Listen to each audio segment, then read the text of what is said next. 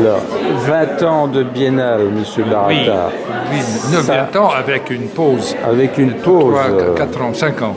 Et ça fait quand même lourd, non? J'ai eu l'occasion d'être confirmé beaucoup de fois. C'est un privilège parce que ça est tout à fait exceptionnel. On m'a fait confiance sur le fait que j'avais des projets à réaliser. Et je suis content avec ça, mais c'est déjà beaucoup. Hein. Que pensez-vous de la... Bon, je ne peux pas faire abstraction de cette question. L'Italie est en train de tourner au populisme. Est-ce que le populisme est déjà actif dans le monde entier et chaque pays a sa pourcentage de populisme. C'est comme l'alcool dans des différentes boissons. Chacun a son degré. Les populismes sont différents parce que le populisme n'est pas une invention du temps présent. Ce sont toujours des mouvements qui ont des racines très longues. Il y a des ivresses joyeuses et des ivresses malheureuses. Il faut être léger, ivre et joyeux si possible. Mais je fais confiance sur l'Europe mais pour tous les populismes d'Europe, il faut vraiment introduire des idées, de la joie dans le futur, parce que autrement, l'Europe aura un pas plus lent et des conditions plus difficiles. Il y a toujours un animal fétiche dans la Biennale. Moi, je me souviens d'une année, c'était le taureau. Cette année, c'est l'âne. Je dis, une biennale, c'est une machine qui a beaucoup de... Tout ce qu'on fait peut être lu dans différentes manières. Absolument. Et je trouve dans les commentaires beaucoup de monde qui... Mais vous avez fait ça, mais pas ça, vous avez dit ça, mais pas ça.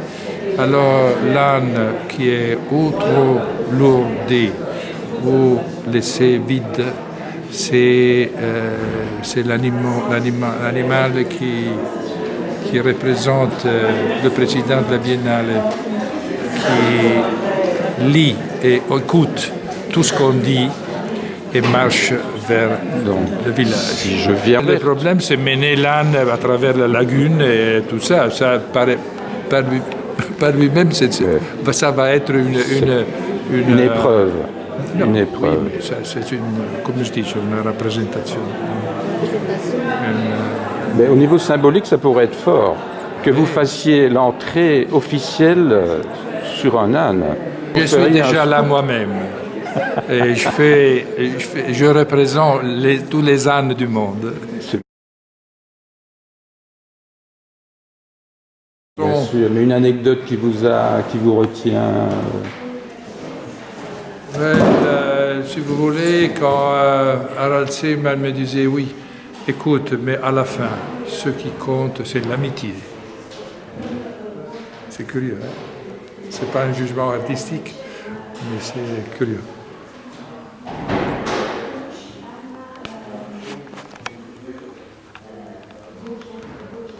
Et pour vous, ce qui compte, quand vous choisissez un directeur, vous avez un staff. Par exemple, M. Regoff a été choisi par... un catalogue des biographies comme ça. Non, mais c'est pas vous qui choisissez, c'est votre... C'est mon chef. Oui, c'est le conseil d'administration, mais c'est moi qui fais la proposition. Ah, c'est vous qui faites la proposition. Ah, oui. Et vous proposez combien de noms, en général? Je parle d'une longue liste de noms que j'ai examinés. J'ai fait une relation de ce processus d'instruction que j'ai amené pour des semaines. Et à la fin, je dis, moi, je pense que... Mais c'est vous qui défendez les personnes ou c'est la commission qui décide? Ce n'est pas une commission, c'est un conseil d'administration. Ah, un conseil d'administration. Et moi, je fais la proposition. Finalement, c'est vous le patron. Dit, oui, c'est vous le patron. Ils sont d'accord. Hein? Mais le problème, c'est d'avoir un processus d'instruction auparavant qui est assez large, assez riche d'informations. Je vais voir s'il a une minute. Voilà. Je vais voir s'il a une minute. Monsieur Rugoff, Une minute. Okay. Vous êtes très fatigué, mais une minute. All right. Quel est votre, pour cette biennale, votre challenge le plus important? Well, I think the challenge is always to have a show that viewers can enjoy on many different levels, and a show that can be both playful and serious at the same time, that can be entertaining but also deal with matters of concern. Ok. Aujourd'hui, on pourrait faire une biennale virtuelle, finalement, puisqu'il n'y a plus de production, il n'y a plus de financement pour des productions d'artistes. Donc on pourrait installer faire des propositions d'images d'artistes en virtuel. You could have a virtual museum, but I think virtual is one type of space. I don't think it's necessarily, I wouldn't want to have an exhibition that only had one type of space. Artists are always exploring our perception of different kinds of spaces, and this exhibition will do that also. Le plus important, le corps ou l'esprit? They're not separable. They're both, you can't divide them. Descartes made a mistake that way. Non, parce que Venise est un trompe-l'œil. Venise est un magnifique trompe-l'œil. C'est une réflexion sur la mort. C'est une réflexion métaphysique sur la vie. Well, you know, it's very interesting. There are two Venices, of course. There's the Venice that people live in and have their lives in, and then there's a Venice for tourists, which is a theatrical set. And maybe the fact that this Biennale also has two exhibitions reflects that nature of Venice. In my dream, there is a visitor who doesn't pay attention to wall labels, doesn't read introductory panels, and they go through the two exhibitions and they think they were by completely different artists. But even when that doesn't happen, I think the exercise of trying to think, this artist is showing this type of work in this building. Why did they show this completely different piece there? How do I relate these two things into one practice? So visitors will always have a chance to consider an artist's practice in light of a different point of view.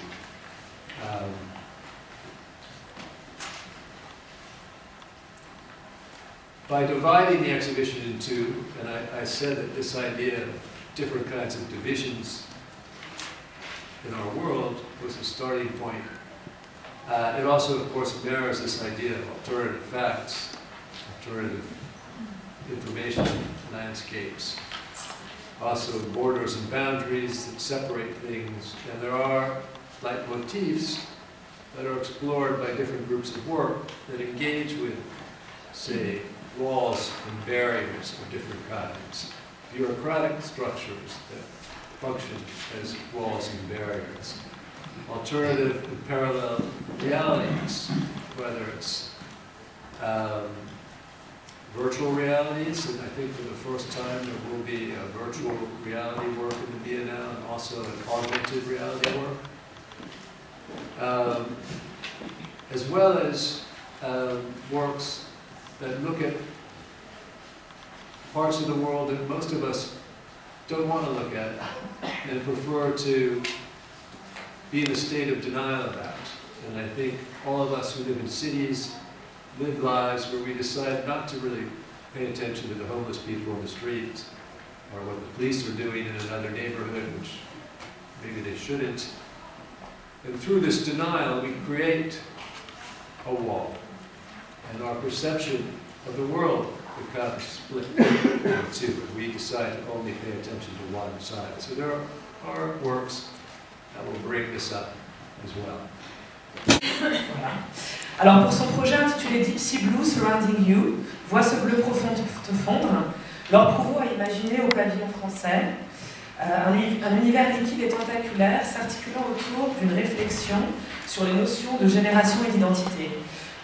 Qui nous sommes, d'où nous venons, où nous allons, ce qui nous lie ou nous nous éloignent les uns des autres, de l'aîné au cadet, du voisin à l'étranger. Vient ensuite l'idée de la déconnexion, de l'incompréhension et du décalage, notamment au travers de l'exploration du langage et de son appropriation ou de l'exposition. Je vais lire un petit extrait de son script. Regarde, ici les poulpes nagent le long des murs, et l'on utilise leur encre pour écrire des romans et trouver des fleurs qui poussent des fesses des cyclistes. Chaque pierre a été apportée par son chien, mâchée et recrachée à son arrivée au palais. T'imagines, là-bas ce sera aussi un pavillon idéal. Les oiseaux nageront dans une douceur inimaginable. Les vers de terre nous masseront les pieds. Les iPhones réchaufferont les petits poussins. Là où on va, là-bas, les avions fonctionneront à la pomme de terre. Le sol sera couvert de coquilles d'œufs sur lesquels on marchera.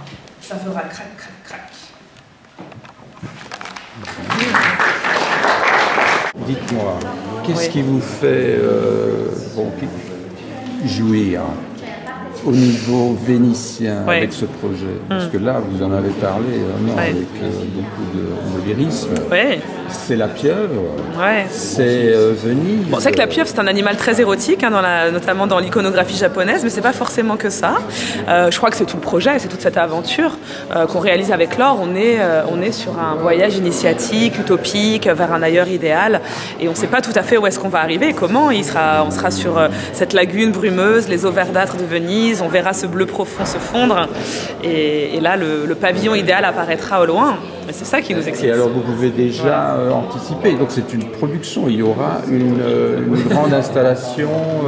Alors, comme je l'ai dit, c'est un film qui est, si vous voulez, un peu le ventre mou de cette pieuvre. Donc, le film est à l'origine du projet, parce que Laure Prouveau travaille toujours ainsi. C'est-à-dire que les films sont à l'origine des projets très souvent, mais deviennent un élément parmi une installation plus large.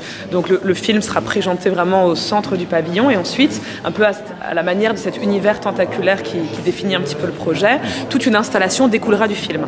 Donc des objets, des performances, voilà. Ne soyons pas naïfs, la pieuvre, c'est aussi symbole d'un système global, mafieux, qui est en train pour le moment de dévorer l'Italie, on peut en parler. Oui, enfin nous on travaille... Il y a un arrière-fond, fond politique. Alors le fond politique, il n'est pas du tout sur le système mafieux. Le fond, s'il y a un fond politique, c'est l'idée de représenter la France, c'est-à-dire ce que nous sommes aujourd'hui, d'où nous venons, où nous allons, qui nous sommes. Donc par exemple, pour ce faire, on a rencontré au fur et à mesure de notre voyage une douzaine de personnages d'origines et de générations diverses. Alors on a une danseuse d'origine australienne, mais aussi un musicien d'origine sénégalaise, un danseur de hip-hop d'origine ghanéenne, marocaine, voilà, c'est un petit peu... Oui, Laure et moi, on a aussi un petit peu ces biographies. Laure, française, née dans le nord de la France, d'une famille française, mais qui est partie à 17 ans vivre à Londres. Moi, je suis une fille d'immigrés polonais qui est grandie en France, vécue aux États-Unis. Donc voilà, on est un peu aussi, je crois, les représentantes de cette France-là, à la fois mélangée, à la fois ouverte. Et je crois que c'est ça. Et on veut parler aussi, on veut ouvrir le pavillon sur le monde qui nous entoure. On veut parler de ce qu'est le monde. Et je crois que s'il y avait aussi une autre critique un petit peu plus historique ou politique, c'est aussi de réfléchir sur la Biennale elle-même. C'est-à-dire que, vous voyez, vous arrivez le long des Giardini, et puis on a un petit peu tous ces pavillons de ces grands pays, d'un monde qui n'existe plus, en fait, d'un monde colonial. Vous voyez, vous avez l'Angleterre, l'Allemagne, la France. Qu'est-ce que ça signifie aujourd'hui? Voilà, donc nous, on a un peu envie de jouer sur les hiérarchies. Et vous verrez ça, pour l'installation, on va beaucoup un petit peu déconstruire les hiérarchies, notamment architecturales. On va faire les présentations. Votre nom? Je m'appelle Amina Zoubir, je suis l'une des artistes du pavillon Algérie qui sera présentée donc la première fois à la Biennale de Venise le 8 mai prochain 2019. Ce pavillon a été monté donc, avec le soutien du ministre de la Culture en Algérie, Asdine Mihoubi, et Monsieur Paolo Barata. Monsieur Paolo Barata, voilà, qui vous a invité pour la première fois à Venise. Voilà, pour le pavillon Algérie. Je serais très honorée d'ailleurs de prendre une photo avec vous pour l'envoyer au ministre, si vous le souhaitez. Eh bien, c'est très bien. Allons-y, voilà. Vous voulez bien prendre la photo, si vous voulez, s'il vous plaît? Ça se remue beaucoup là pour le moment en Algérie. Exactement. Qu'est-ce que vous pensez de la situation actuelle? Alors ça se remue beaucoup, ça se remue pas. C'est juste que ce sont des manifestations très saines, avec beaucoup de joie. Le peuple algérien exprime donc son refus du 5e mandat pour que notre président aille se reposer. Il est temps effectivement de passer la main à une jeunesse, sachant que pratiquement plus de 50% de la population en Algérie a moins de 30 ans. et qu'il s'agit effectivement maintenant d'encourager les jeunes générations. Je pense que l'intelligence de ce système à effectivement transmettre toute cette énergie-là qu'on a eue 50 ans avant pour que l'Algérie devienne indépendante est progressivement en train de se mettre en place sainement parce qu'il n'y a pas de heurts, les manifestations se font dans la joie, il y a beaucoup d'humour et de dérision à travers donc, les manifestations de toutes les personnes qui sont à travers toutes les villes en Algérie. Pour que Bouteflika s'en aille. Eh ben, écoutez, on ne peut pas aller contre la volonté du peuple. D'accord. Donc, c'est une révolution qui est en train de naître, finalement. Elle naît en direct. Elle est en cours. La révolution, elle est en cours, elle est réfléchie. Alors, est-ce que votre participation à Venise va se mêler à cette actualité? Est-ce qu'il y aura, ou c'est uniquement une présentation Écoutez, c'est une présentation de jeunes artistes. Ouais. Donc effectivement, il y a cette volonté, de présenter effectivement tous ces artistes-là qui sont pratiquement méconnus et de mettre la lumière sur ces artistes-là qu'on ne connaît pas internationalement ou du moins qu'on connaît mais qu'on ne va pas assimiler ou lier aussi au pays de l'Algérie. Le problème de la représentation des minorités à Venise. Et là, je pense qu'il faut bouger là quelque part. Là, on a commencé à bouger, ne serait-ce qu'en ayant une première participation pour l'Algérie à Venise. Mais c'est quoi que vous défendez comme travail? C'est quoi votre... Alors, le thème de l'exposition, il est sur le site de la Biennale de Venise. Non, mais vous, là, justement, j'y viens. C'est le temps de briller. Alors, il s'agit de mettre la lumière sur ces jeunes artistes, il s'agit de mettre la lumière sur ces jeunes générations. Donc ces jeunes artistes ont eu des difficultés de visibilité, de mobilité pour montrer leur travail, leur production artistique. Ils ont complètement, si vous voulez, le bagage intellectuel et artistique pour ne pas rugir de ce qui se passe à travers le monde, de confronter leur production artistique avec les autres productions artistiques des autres artistes à travers le monde. L'idée vraiment c'est de présenter un concept par rapport à cette question de lumière, cette question de comment nous envisageons le temps actuel par rapport tout simplement à la Biennale de Venise. Il s'agit pour le moment donc de faire briller cette jeunesse et c'est le temps en fait de faire briller cette nouvelle génération d'artistes. Alors souvent, on a pratiquement travaillé durant une dizaine d'années. Beaucoup sont progressivement... Écoute, j'ai l'impression que j'ai le commissaire de l'expo devant moi. Non, tu es un peu ça, finalement. En fait, je viens par procuration, par rapport Tu prends le parti.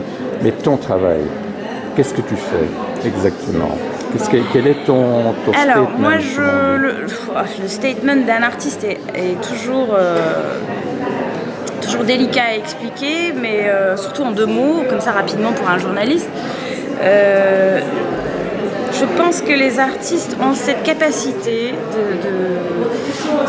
de mettre le doigt sur ce qui est sensible et de mettre la lumière sur quelque chose qui est dans le noir. C'est-à-dire qu'on a tendance à ne pas voir les choses et que les artistes prennent le temps justement de montrer à travers des formes, des couleurs, des concepts, des idées, ça peut être effectivement des actions par la performance, de montrer des choses qui sont complètement passées dans l'oubli, qui sont en décalage. Alors, parle-moi de ton travail. Justement, c'est ça mon travail, c'est de mettre la lumière de mettre la lumière sur des idées qu'on a tendance à réprimer, à mettre de côté. Mon travail est généralement un travail de lumière, donc je m'attache pratiquement à réaliser des productions lumineuses, donc c'est à travers des questions lumineuses, avec des lumières, et ça va être beaucoup plus une poésie que j'articule à travers des mots, à travers des images. Donc tout sera... Est-ce que tu as une production pour monter ta pièce ou elle est déjà créée? Elle a déjà été montée? Alors ça c'est en cours, je ne peux pas trop vous révéler le processus en cours, donc ça va se décider avec le commissaire de l'exposition.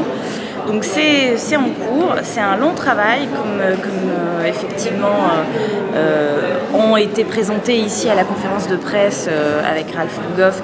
Il y a effectivement donc des images de ce qu'on va voir à travers les productions des artistes qui vont être présentées donc pour la Biennale de Venise, à Arsenal notamment pour l'exposition internationale et à Giardini.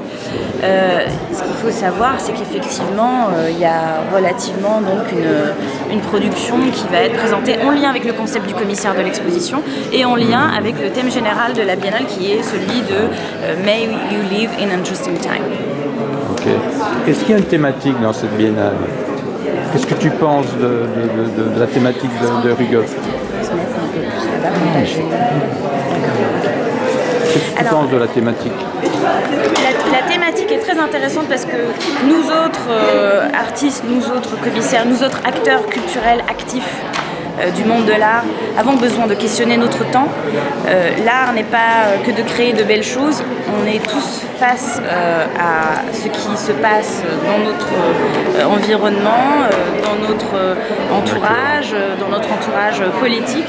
Et nous avons besoin de questionner le temps et nous avons besoin de questionner en fait ce qu'il se passe à travers le monde.